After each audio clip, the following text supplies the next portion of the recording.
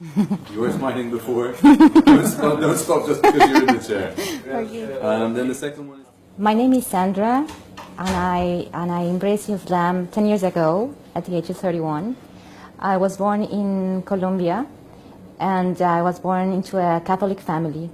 Since a very young age, I was very involved in the church, and especially in the choirs. At the age of 6, I started singing in all the Christmas events and Easter events, and I was pretty much into it. And that's how my life developed. I was very close to the church, especially anything that had to be with music, I was into it. I joined a choir, a children's choir, and I was being always active in the church.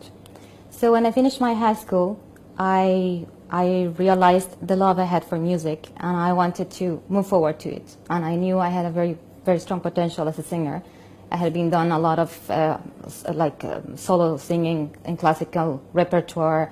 I was very much involved in a lot of Colombian level musical performances. So I joined the musical program to develop myself as an opera singer. And I finished my career as an opera singer in Colombia. Then I moved to Austria. I was accepted to enter in the Vienna Conservatory. And then I was exposed for the first time to what the real life of music was.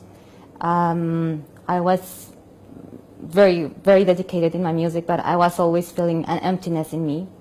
Of course, I moved alone. I went by myself, and I was living with friends.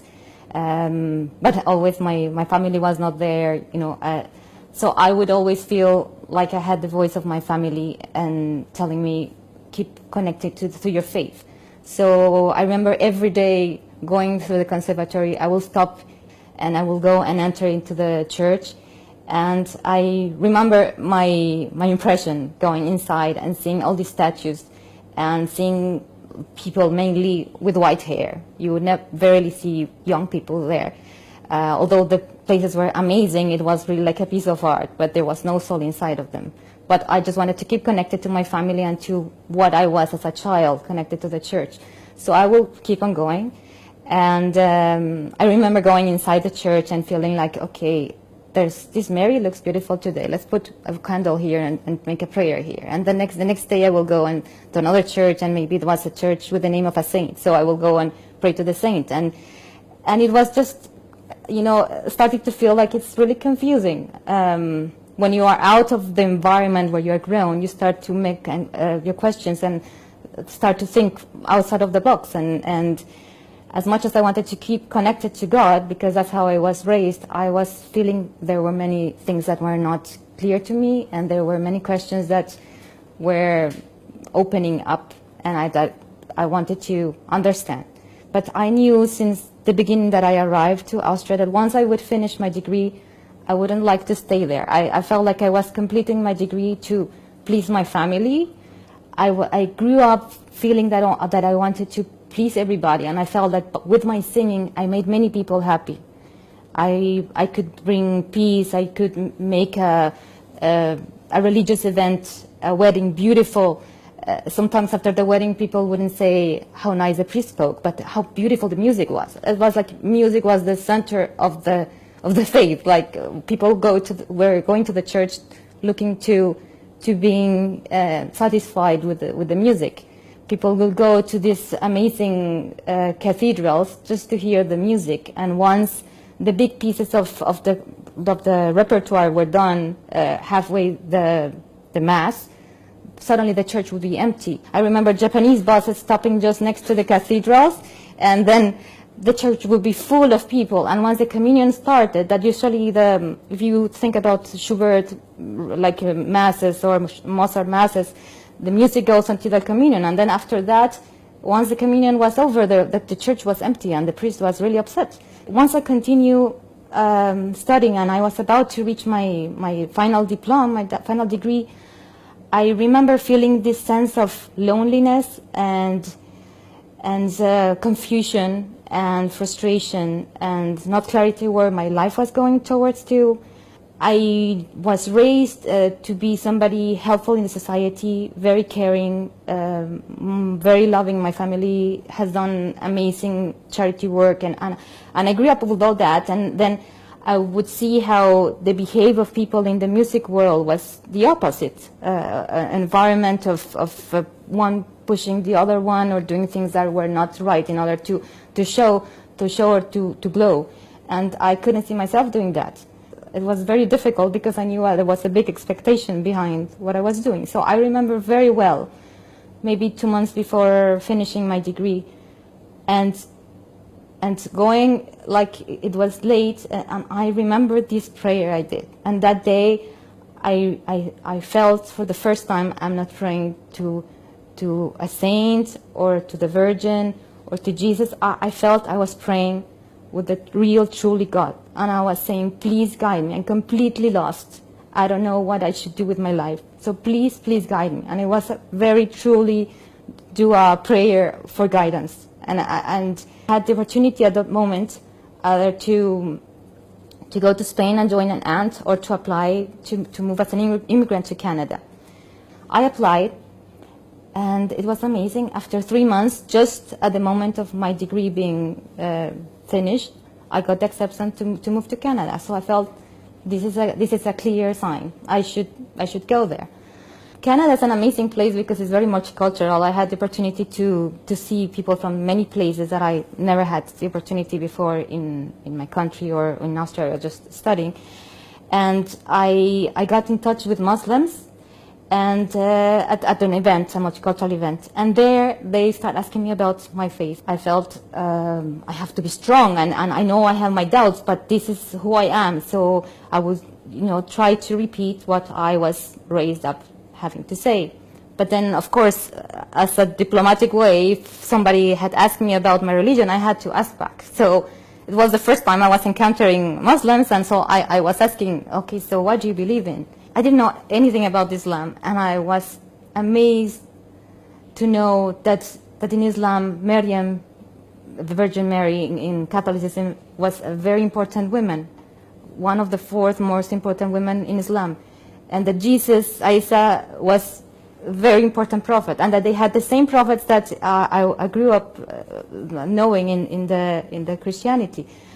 So I didn't know that, so I was really mesmerized. I felt like, we are so close. I didn't know. I just heard always from the news, these people are doing things that are wrong.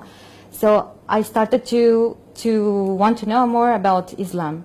I remember going to the priest in the university and asking him, what do you think about these questions I have? And I felt there was no answer.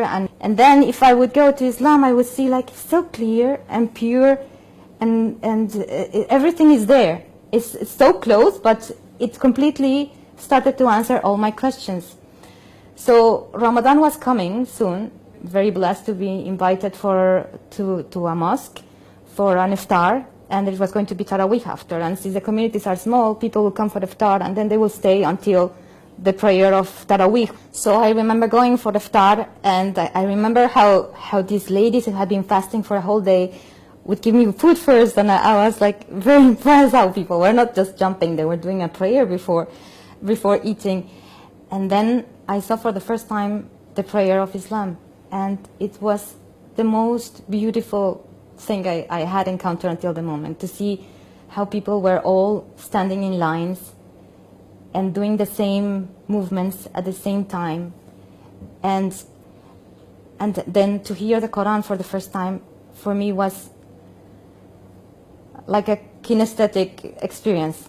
I remember feeling like I was embraced, and it was something really out of this world. I felt I need to listen more of these, and I need to know more about this religion, because I really love how it looks and how it feels. It was for me that really the spirituality was there, and I wanted more of it. And then I had the opportunity to compare both, and for me it was clear that what really the connection with the only God was in this Islam. So once I came back from Colombia, I I had to do my shahada. That was for me. It was only very clear. It took more or less like a year or like less than a year. But then it was just the beginning. You know, you need to learn so many steps, and you need to give yourself time. And of course, I didn't tell my family right away. I started chatting with them, especially with my brother who was present in Canada, then my parents over the phone. I would just throw questions. And then, of course, they start saying that there was something happening with me because I was making questions that I didn't do. And see, Jesus, did you know that Jesus is so important in Islam, but he's a prophet? Did you know that God doesn't have to die to forgive us? It's everybody's responsibility to perform in this life to gain heaven. It's not granted that because somebody does something for you, that means that you're going to go to heaven. Like, it's really up to each one. So they started to see that I was questioning myself, and in my path I was questioning them. So, but it took me a year to tell them about my conversion. And once I told them, which for them was almost like, you know, at that point my brother already knew, because he would see me, and I was, you know, going to the Islamic centers and meeting with people, and so he saw obviously my change. And then I told them, they kind of accepted, but I felt I need to do something, even for the people in my environment, to see that I'm truly meaning my conversion, my new faith. I have to put a hijab on. I remember telling a friend, oh, next Ramadan, I will start wearing hijab. And then she told me, why do you have to wait until Ramadan? And I remember coming back home and, yes, why do I have to wait? And I started reflecting on it, and I said, very good, to show that Islam was good. So it was like a protection of myself. If I were to do something that it was not, you know, not accepted, I would remind myself, oh, I have the hijab, I need to be good. So alhamdulillah, they accepted me, they respected me. Mainly with my mom and my father, I had a lot of opportunities to talk about it in detail. With my brothers and sisters, there's more like an acceptance. At the beginning of my conversion, I felt like I had to talk with everybody, I need to tell everybody has to be Muslims. And then I realized everybody needs a time, and it's only Allah who guides. And through my behavior, I do more than through speaking out. So every time I see them, they can feel it, and my du'as, they are always there, and I pray that Allah will guide them. Islam has been for me the greatest gift I ever had. Like, now I'm married, I have another daughter, and I keep on telling my husband and my daughter, I love you a lot, but for me, the first thing and the best thing that ever happened is Islam. It completely took away all the questions I had and all the anxiety I had, and gave me this peace and this light and this clarity that I didn't have before. I guess for me the main concern was that I felt I have to give up my music, because I felt I couldn't deal with music and Quran at the same time. So there was a big transition there, but I ended up giving up music, and I completely never missed it after that. You know, I felt that all the skills that I acquired through my studying, alhamdulillah, I was able to use them to learn about Quran, to learn how to read Quran, and to memorize, and to be able to learn the language. You and me and everybody and everything around us was born to submit to the Creator. Once you feel that you belong to Him, and that you know that you're going to meet Him after you die, you should not wait until this moment comes for you, because you never know when this moment might come. It might come tomorrow, and you don't want it to be too late. And the reward of being a Muslim is so much greater than all the difficulties that you might face in your transition. It is actually very, very easy if you hold yourself to Allah, and He will make everything easy for you. Just put your trust there, He will make the path for you.